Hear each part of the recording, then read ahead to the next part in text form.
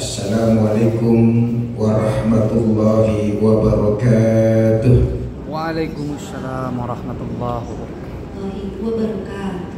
Tema kita kali ini begitu amat penting, wabil khusus dan kebetulan yang hadir semua para pejuang-pejuang rumah tangga keluarga dan juga para pencetak generasi umat bangsa dan negara, yakni bagaimana kita mengetahui hak-hak dan kewajiban para kaum wanita, baik itu sebagai tugasnya di rumah maupun di masyarakat.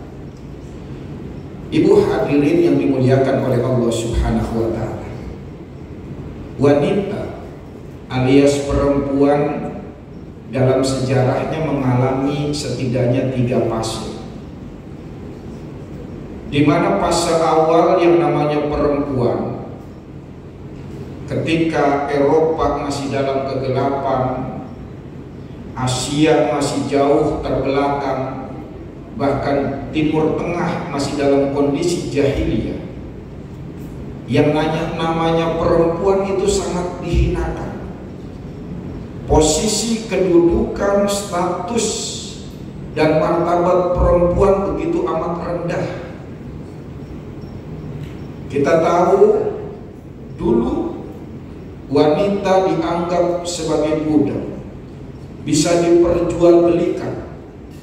Orang tua memiliki hak menjual ke siapapun, kapanpun yang namanya anak perempuan. Bahkan dulu wanita dieksploitasi besar-besaran, dan wanita ketika itu bahkan bisa diwariskan. Bayangin, wanita seperti benda, bisa diwariskan. Kalau ayahnya, suaminya meninggal, itu ibunya bisa diwariskan kepada anaknya. Inilah yang dikecam oleh Al-Quran. Ya ayyuhalladzina amanu la yahillu lakum an tarithun nisaa karha. Wahai orang beriman, tidak halal bagi kalian mewariskan perempuan. Jadi digambarkan banyak dalam sejarah masa lalu bagaimana perempuan begitu amat hina. Bahkan di kita zaman jahiliyah, kalau ada orang tua punya anak perempuan, lahir bayi perempuan, itu sang ayah digambarkan dalam Al-Quran mukanya menghitam, bukan lagi merah, menghitam saking malunya. Sehingga kemudian ada sebagian suku yang punya tradisi mengubur hidup-hidup bayi perempuan. Ini luar biasa. Masuk pada tahap kedua, wanita lebih diangkat, lebih dimuliakan, dihormati, tapi untuk dieksploitasi untuk kepentingan seks. Maka kemudian wanita itu bisa diperjualbelikan dalam arti menjadi pekerja-pekerja pemuas hawa nafsu laki-laki di kalangan bangsawan.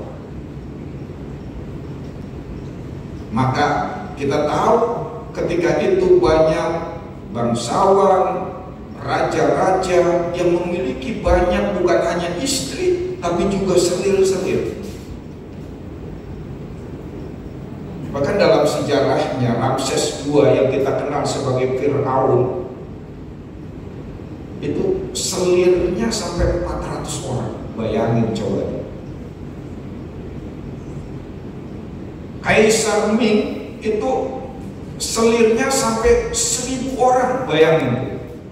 Kita nggak bisa habis pikir kalau selirnya 1000 orang, itu kapan pakai kolornya coba itu. Iya kan?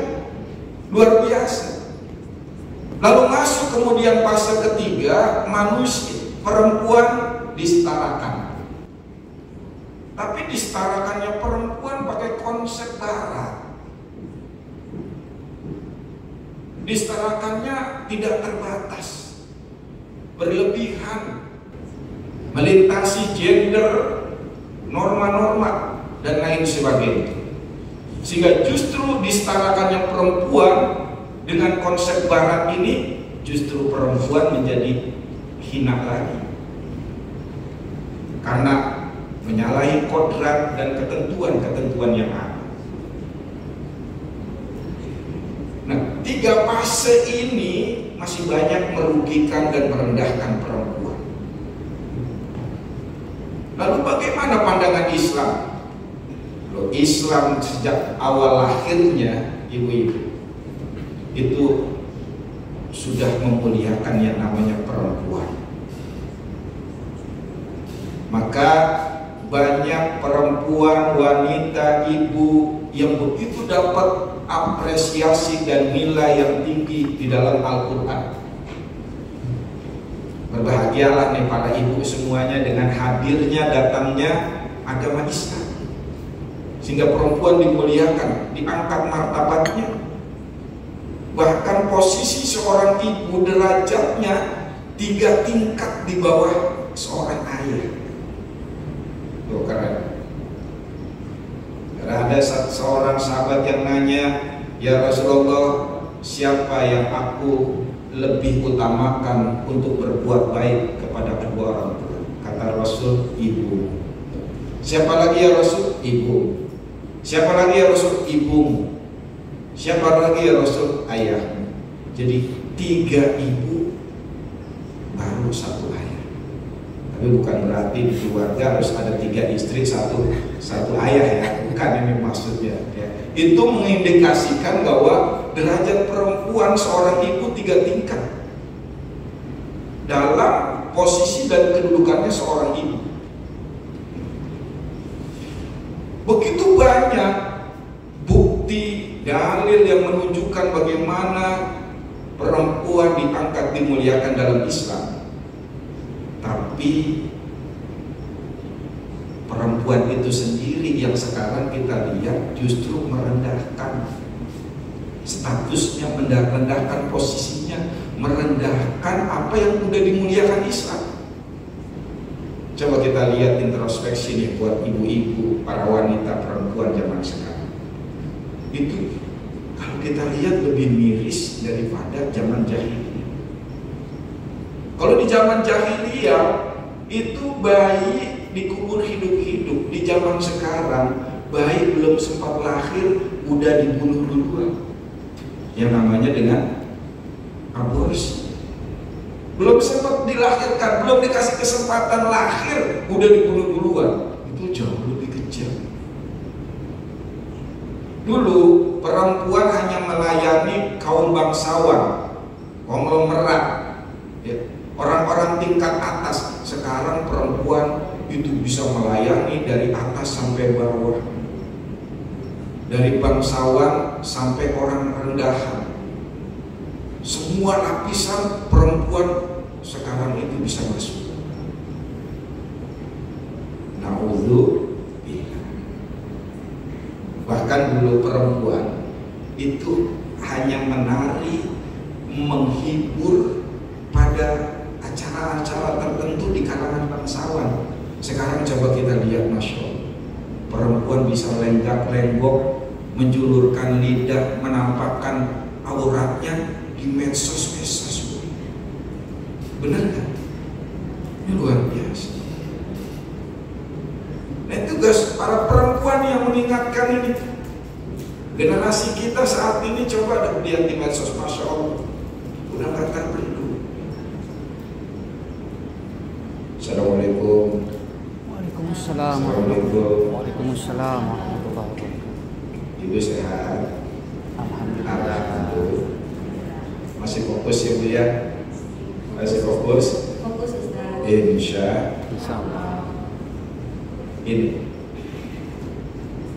pandangan Islam, perempuan itu disamakan tapi dengan ketentuan dan batasan.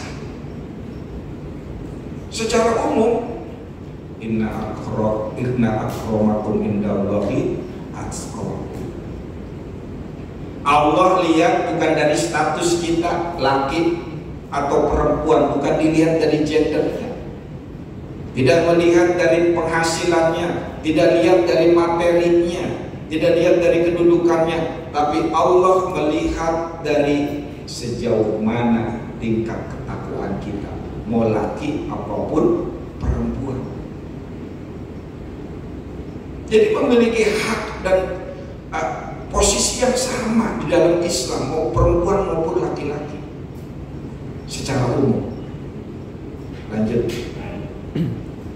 Ini kita lihat ayatnya di mana secara entitas pribadi perempuan memiliki kedudukan yang sama. Inna akramakum indallahi atqakum.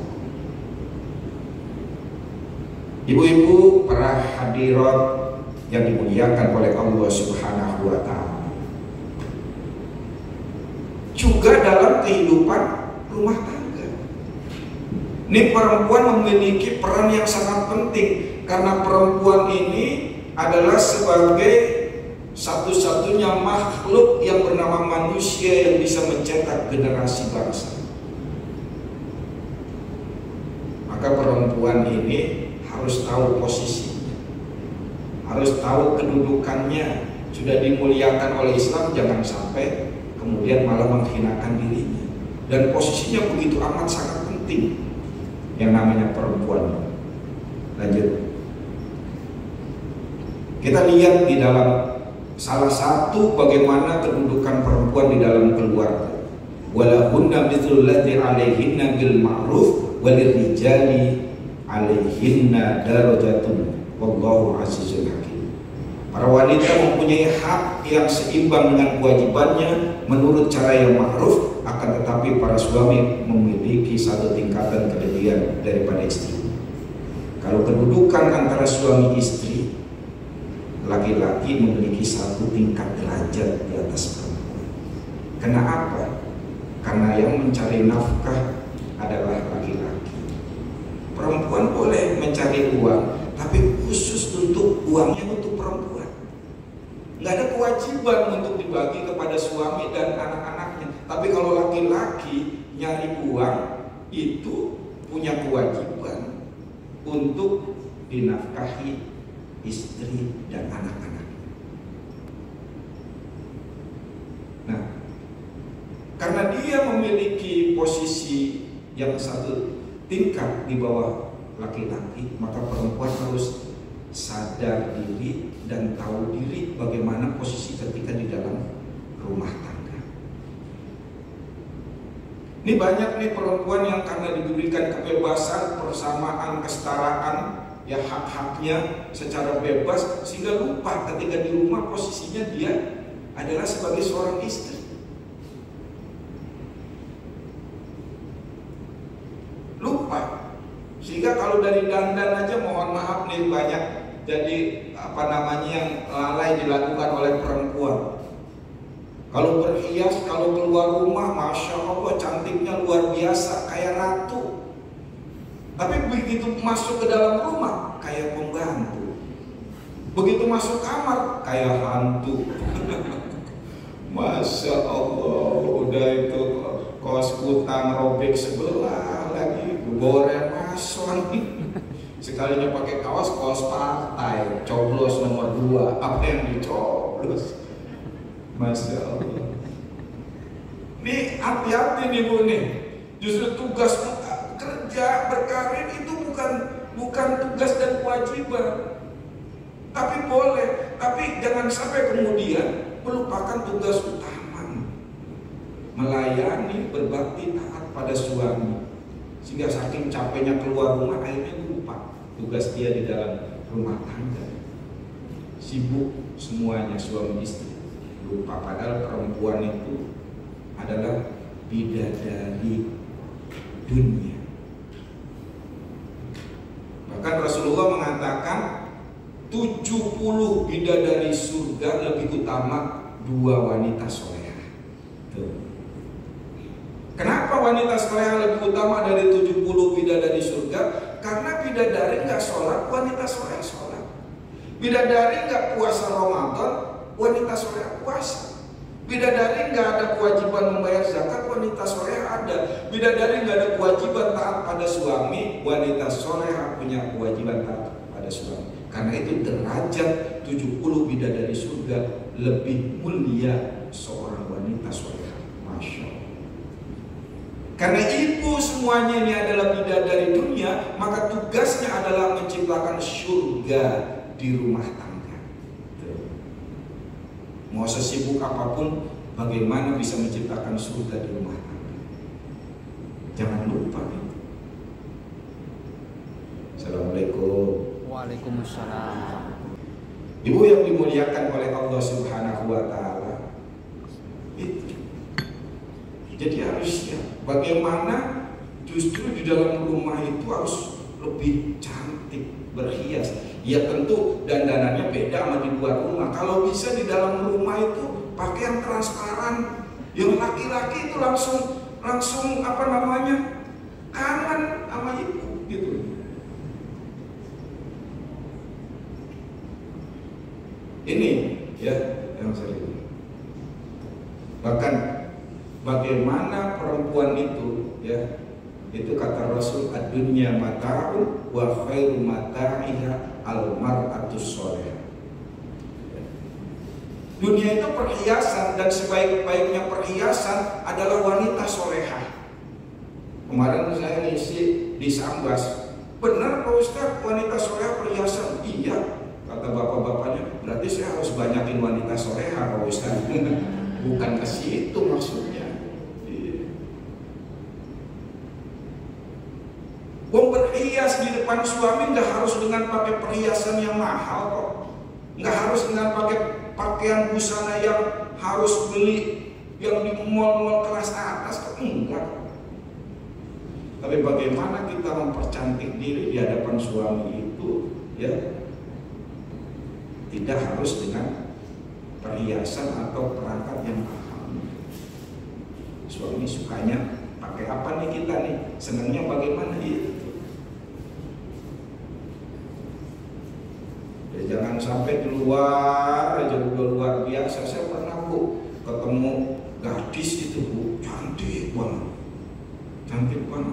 Cuma saya perhatiin ternyata wajahnya udah gak original gitu. Yang namanya perempuan nih, mohon maaf nih, paling takut sama tua sama keriput tuh, paling takut tuh perempuan. Makanya saya lihat, waduh mukanya udah dipermak habis. Itu bibir disedot, pipi dilaser, alis dikerok, bulu mata dicabut, ditanemin alang-alang. Wah macam-macam gitu pokoknya. Udah panjang banget bulu mata kayak cetar membahana. Apa tuh badai apa tuh? Iya, Masya Allah, luar biasa kalau udah dandan ya. Harusnya ketika di dalam rumah itu lebih hebat.